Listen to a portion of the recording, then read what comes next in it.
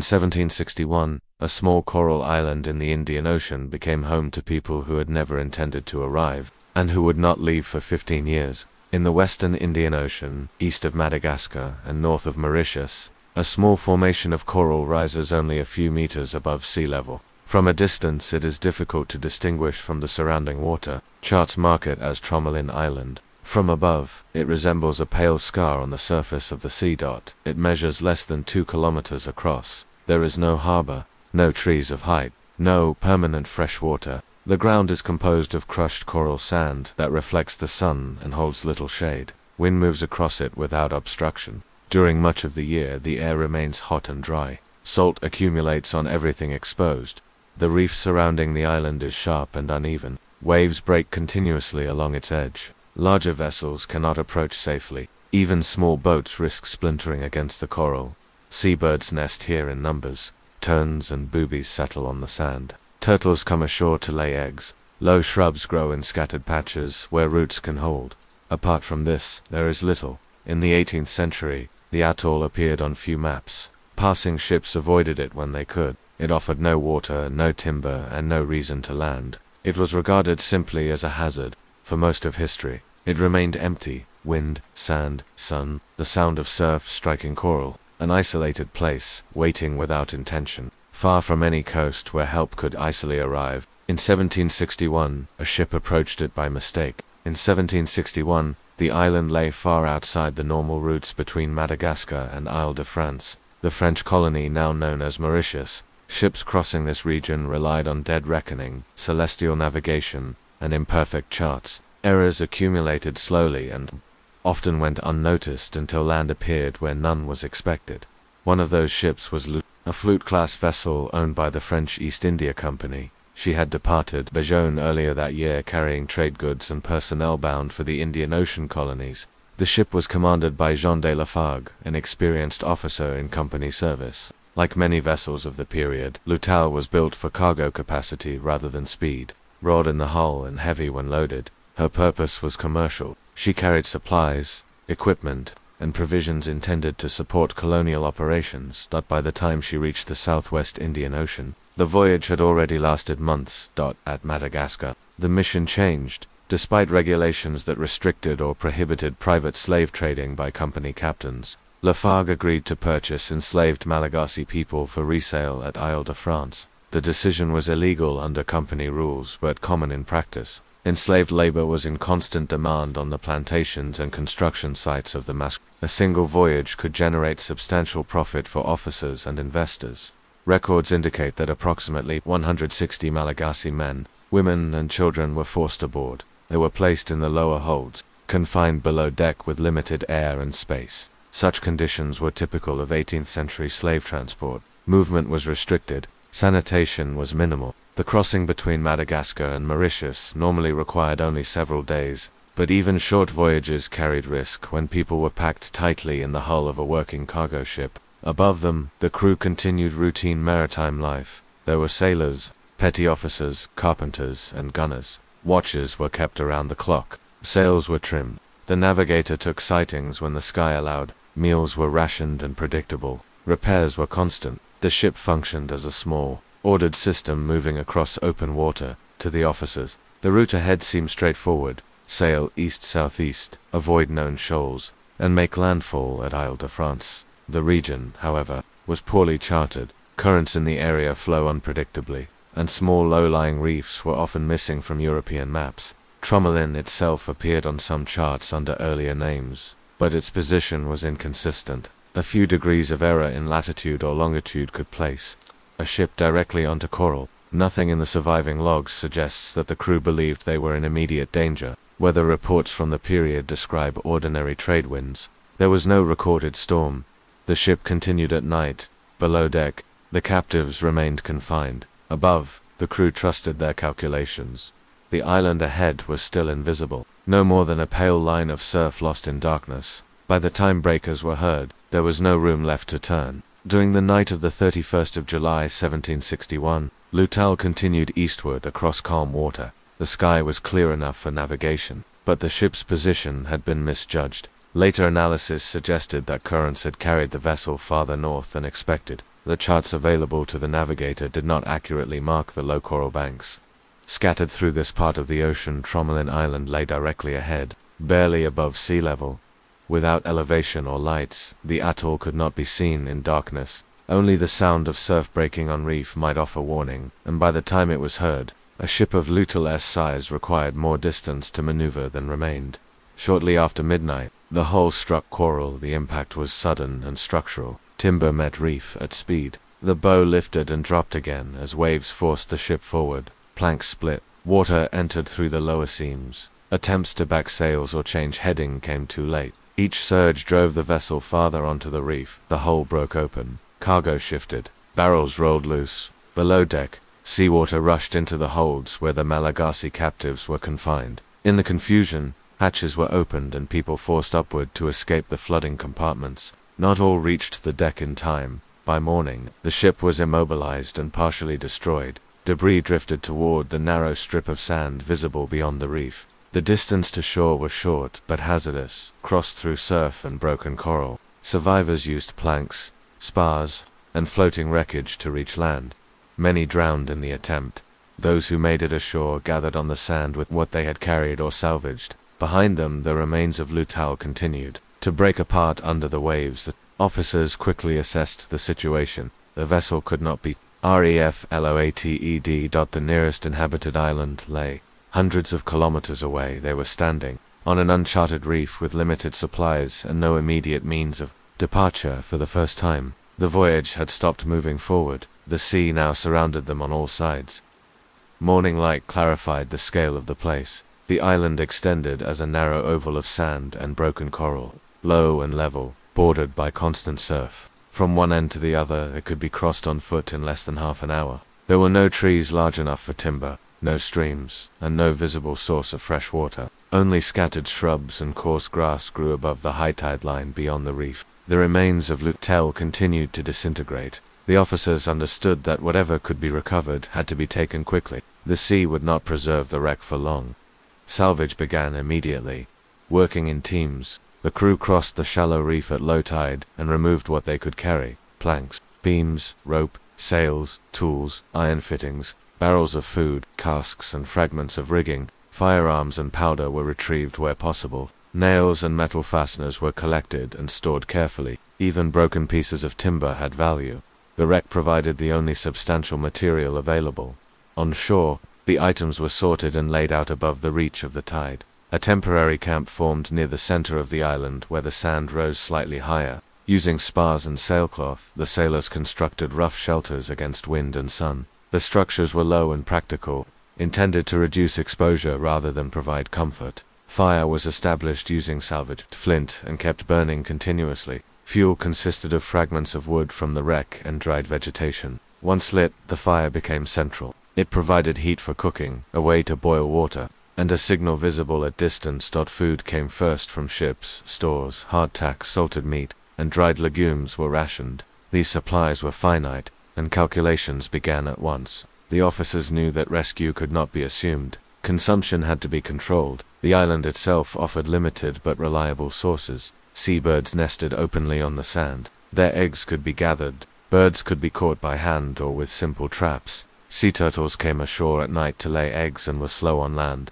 Fish were taken from the lagoon and reef pools using hooks made from bent metal or sharpened bone. These methods required routine rather than effort. Each day repeated similar tasks: collect food, maintain fire, repair shelters, and continue salvage while the wreck remained accessible. Fresh water presented the greatest difficulty. There was no spring. Rain became the primary source. Sailcloth and planks were arranged to catch and channel rainfall into barrels. Containers from the ship were cleaned and reserved exclusively for water storage. When showers passed, every available surface was used to gather runoff. Between rains, water was rationed carefully. The group on the island consisted of the French crew and the Malagasy captives. Surviving records describe them separately, reflecting the social structure of the time. The sailors retained authority and organized the work. The captives were compelled to assist in salvage and construction. The division shaped how labor was assigned and how resources were distributed. For several weeks, the entire population remained together on the island. The officers began considering escape, If a small craft could be built from wreckage, it might reach Madagascar or Isle de France to seek help. The idea required time and materials. Suitable timber had to be selected, shaped, and fastened. Nails were straightened and reused. Cordage was spliced. Sails were cut down and resewn. Carpenters directed the process with the tools they had recovered, while construction continued. Daily survival did not stop. People still fished and gathered eggs. Fires still needed tending. Water still depended on rain. The rhythm of tasks established a structure that reduced uncertainty. Archaeological excavations, conducted centuries later, would uncover traces of this period. Hearths lined with stone, post holes from shelters, fragments of iron tools, and concentrations of turtle bone and bird remains. These findings matched the routines implied by the historical accounts. After approximately 2 months, the makeshift vessel was completed. It was small and crowded, assembled from pieces never intended to function together. But it floated. At this point, a decision was made. The French crew would depart in the craft to reach Madagascar and organize a rescue. The Malagasy captives would remain on the island until help returned. The justification recorded later was that the boat could not carry everyone safely. The departure reduced the number of people on shore but removed most of the skilled sailors and the leadership structure. Before leaving, the crew transferred part of the remaining provisions to those staying behind and left some tools. They also promised to return. In September 1761, the improvised boat launched from the reef and set out across open water. It reached Madagascar after several days' rescue, however, did not come quickly.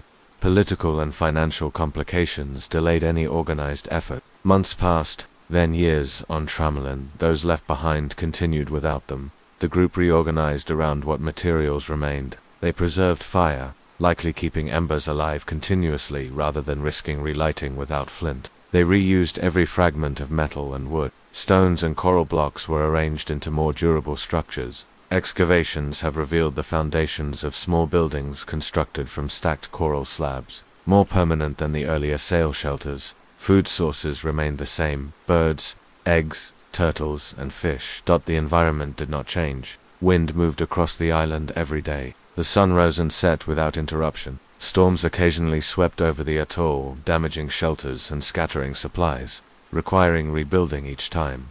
Time was measured not by calendars, but by repetition.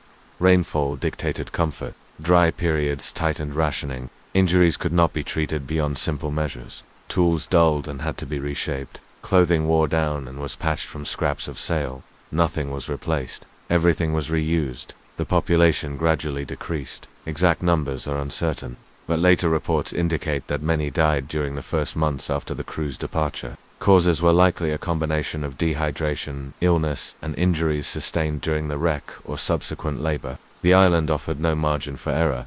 Still, some endured. They maintained shelter. They maintained fire. They continued to gather food. The routines became less a plan than a habit. The sea remained constant around them, wide and empty, with ships passing too far away to notice a small column of smoke above a low strip of sand. Years accumulated without interruption. The island returned to quiet, except for the small, persistent signs of human presence near the center of the coral plain. After the departure of the French crew in late 1761, the island held only the abandoned Malagasy survivors and the limited materials left behind. No vessel appeared on the horizon in the following weeks. The first months were likely the most fragile period. The group had to adjust to the loss of tools, skills, and organization that the sailors had provided. Tasks once shared across dozens of people now depended on fewer hands. Every activity required more time and more effort. The coral structures became more permanent. Archaeological surveys conducted in the 20th and 21st centuries identified low walls built from stacked limestone blocks, arranged into small rectangular enclosures. These were not temporary shelters, but deliberate constructions, assembled piece by piece. Roofs were likely formed from sailcloth or woven vegetation. The walls reduced wind and retained shade. The choice to invest labor into masonry suggests a clear understanding. Departure was not imminent. Fire remained central. Evidence of repeated hearths shows that cooking and heat were maintained in the same places for extended periods. Charcoal layers accumulated slowly around these hearths. Turtle bones, bird remains, and shells collected over years. Food did not disappear, but it never increased. Seabirds nested seasonally. Turtles arrived at intervals. Fish could be caught when tides allowed. These sources provided protein but required constant work. There were no cultivated plants and no stored grain. Nutrition depended entirely on what could be gathered each day. Water continued to depend on rainfall during dry stretches. Dehydration would have become a persistent risk. Containers salvaged from the wreck could crack or leak. Any loss reduced capacity. Storms that provided rain also damaged shelters and scattered stored materials, forcing rebuilding afterward. Health gradually declined. Long exposure to sun and salt, limited diet, and untreated injuries weakened the body. Minor wounds could become serious. Illnesses that might have been manageable elsewhere became fatal here. The historical record does not list causes of death. Only outcomes. Numbers decreased slowly. When French authorities later returned, they reported that most of the original group had died over the 15 years of abandonment. The reduction appears steady rather than sudden. There is no evidence of violence or conflict found in the The losses align with environmental strain and time. Signals were likely attempted. A maintained fire would have produced smoke visible at distance, but the island lay outside major routes. Ships rarely passed close enough to notice a small, low atoll. From the deck of a vessel, Tromelin could resemble surf or cloud. Seasons repeated. Storms came and went. Structures were repaired and repaired again. The routine narrowed to essentials: water, food, shelter, fire. The population continued to shrink until only a small group remained by the mid-1770s. 15 years had passed since the wreck. The island was quieter than before, but it was not empty.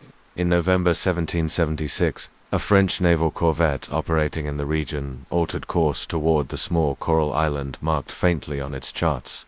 The vessel was La Dauphine, commanded by Jacques-Marie Boudin de Tromelin. By this time, the wreck of l'Atoll had been largely forgotten within colonial administration. Occasional references remained in correspondence, but years had passed without a successful recovery mission. Weather, cost, and competing priorities had delayed action. The island lay distant from established routes and offered no harbor. The approach required caution. Reefs surrounded the atoll and the ship could not anchor close. Small boats were lowered and rowed across the surf. Officers and sailors made the final distance on foot through shallow water and broken coral. From the boats, the island appeared uninhabited, low sand, sparse vegetation, no movement at first. Then signs became visible. Stone structures stood near the center of the island, arranged in small enclosures. A maintained fire pit, fragments of sailcloth and salvaged metal. Evidence not of recent arrival, but of long occupation. The landing party encountered survivors. According to official reports, 8 people remained alive.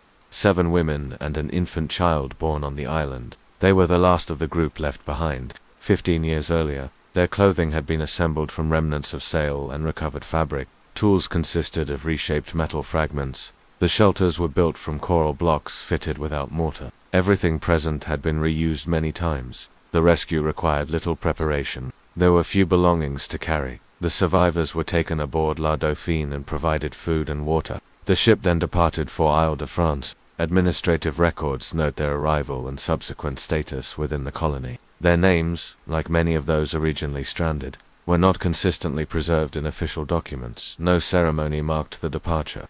The boats pulled away from the sand. The surf continued breaking against the reef as before. Within hours, Tromelin returned to silence. Only the stone outlines of shelters and scattered debris remained to indicate that anyone had lived there at all. After 1776, Tromelin Island returned to its earlier condition. Wind crossed the sand without obstruction. Birds nested along the shore. Turtles continued to arrive at night. The stone shelters gradually filled with drifting grains and fragments of coral. Sailcloth rotted. Wood collapsed and disappeared.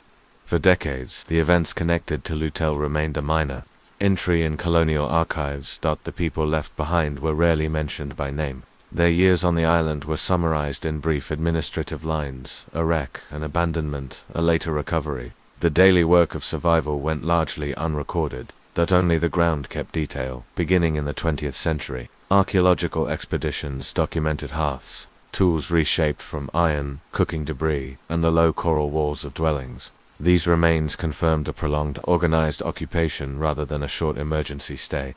The evidence was quiet and practical. Fireplaces, bones, foundations, nothing decorative, nothing excess. The island offered almost nothing, yet life persisted there for 15 years. Today, Tromelin appears, much as it did then, small, exposed, and distant from regular routes. An empty strip of sand in open water. The wind continues across it, uninterrupted.